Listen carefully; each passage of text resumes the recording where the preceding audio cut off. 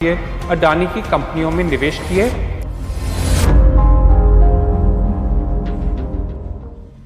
आपने देखा होगा कि कुछ दिन पहले सुप्रीम कोर्ट की एक्सपर्ट कमेटी का रिपोर्ट आया।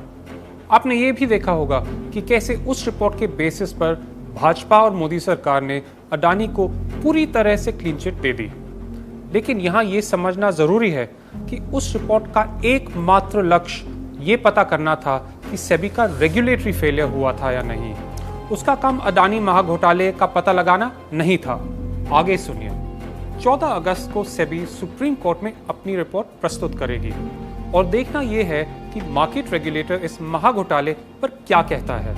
अब सुप्रीम कोर्ट की एक्सपर्ट कमेटी के बारे में बात करते हैं। असल में एक्सपर्ट कमेटी ने बहुत सारे सवाल उठाए हैं जिसका जवाब जरूर मिलना चाहिए।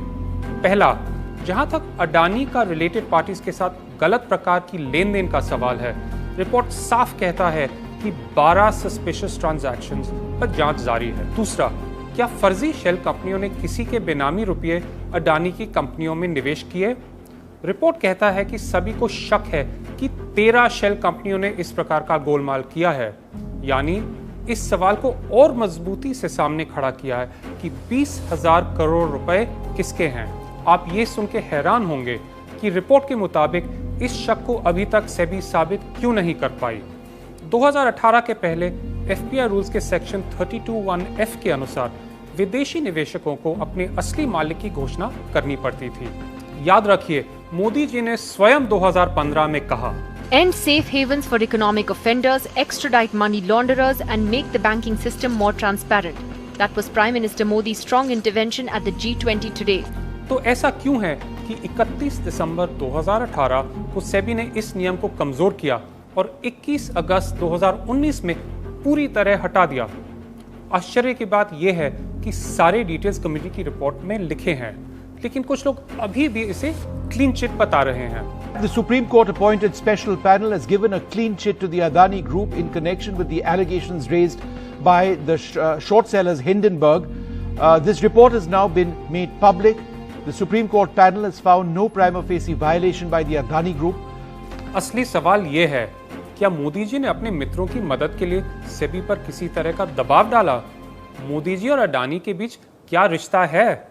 यही सवाल राहुल गांधी ने संसद में उठाया था, जिसके कारण मोदी सरकार ने साजिश रचकर उनकी सदस्यता खत्म करने का काम किया है।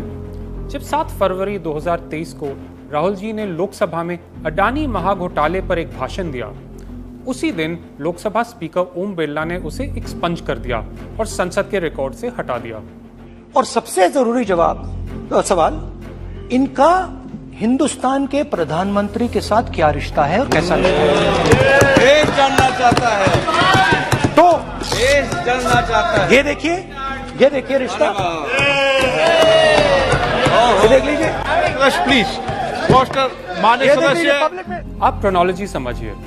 भाजपा के विधायक पुर्णेश मोदी ने 2019 में राहुल जी के खिलाफ डेफेमेशन केस चलाया था और 2022 में स्वयं उसे स्टे करवाया।